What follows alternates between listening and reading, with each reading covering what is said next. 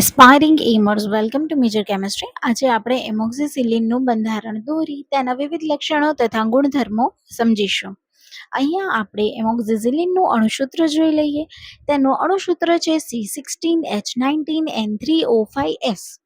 હવે તેનું બંધારણીય સૂત્ર જોઈએ તો તેમાં એક બેન્ઝીન રિંગ છે, તેની સાથે NH2 C double bond ONH અને પછી CSN ડબલ બોન્ડ O તથા આ જે આપણી 5 મેમ્બર રિંગ છે તેની સાથે અહીંયા C ડબલ બોન્ડ OH એટલે કે કાર્બોક્સિલિક ગ્રુપ જોડાયું છે અને અહીંયા એક ફિનોલિક ગ્રુપ પણ જોડાયેલું છે.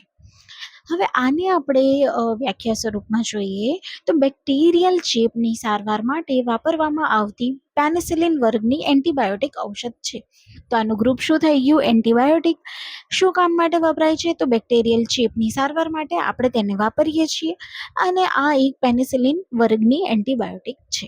હવે તેના ઉપયોગો જોઈએ તો ઉપયોગમાં પહેલો ઉપયોગ છે એ છે ટોન્સિલિટિસ, એટલે કે ગુજરાતીમાં જેને આપણે કાંકડા કહીએ છીએ એ ટોન્સિલિટિસ માટે, અથવા તો બ્રોન્કાઇટિસ કે જે ફેફડાની અંદર જ્યારે શ્વાસ લેવામાં તકલીફ થતી હોય તેને બ્રોન્કાઇટિસ તરીકે ઓળખવામાં આવે છે. તો આમાં આપણે કઈ રીતે ઉપયોગી લઈએ છીએ કે ગળા, કાન, નાક અને જે હોય છે ટોન્સિલિટિસમાં તેના ચેપ માટે આપણે ઉપયોગમાં લઈએ છીએ એમોક્સિસિલિનને.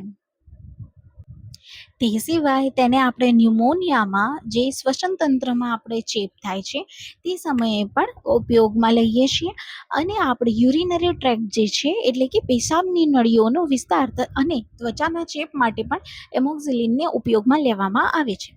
હવે તેનો ડોઝ છે એ કયા પ્રકારનો હોય છે? તો મુખ્યત્વે તે મોં વાટે લેવાતી દવા છે કે આપણે મોસ્ટલી એને ટેબ્લેટના ફોર્મમાં ઓરલી લઈએ છીએ. આ સિવાય સિરપ અને ઇન્જેક્શન સ્વરૂપમાં પણ ઉપલબ્ધ છે. હવે તેની આડઅસરો શું છે? આડઅસરોમાં પહેલાં આપણે સામાન્ય અસર જોઈએ તો સામાન્ય આડઅસરો એવી છે કે ઉલટી થવી, ઉબકા આવવા અથવા તો ઝાડા થવા, ક્યાં તો પછી ચામડી પર ફોલ્લીઓ થવી. આ ત્રણ જે છે એ તેની સામાન્ય અસર છે. હવે તેની ગંભીર અસર એક એ છે કે શ્વાસ લેવામાં તકલીફ પડવી. જ્યારે તમે વધુ પ્રમાણમાં એમોક્સિસિલિન લો તો પછી તમને શ્વાસ લેવામાં તકલીફ પડવા માંડે છે. કુદરતી ઉપચારની વાત કરીએ તો આપણે જે કાંકડા થતા હોય છે તેની માટે મીઠાવાળા ગરમ પાણીના કોગળા કરીએ છીએ અથવા તો મધનું સેવન કરીએ તો તેનાથી રાહત મળે છે. તે સિવાય બીજું જે છે એ આપણો ન્યુમોનિયા છે. ન્યુમોનિયામાં ફુદીના અને આદુવાળી ચાનું સેવન કરવું જોઈએ અને યુટીઆઈ જે આપણે યુરિનરી ટ્રેક્ટ ઇન્ફેક્શન છે જે પેશાબની નળીઓમાં આપણને ચેપ થાય છે તેની માટે ક્રેનબેરીનો રસ પીવો જોઈએ.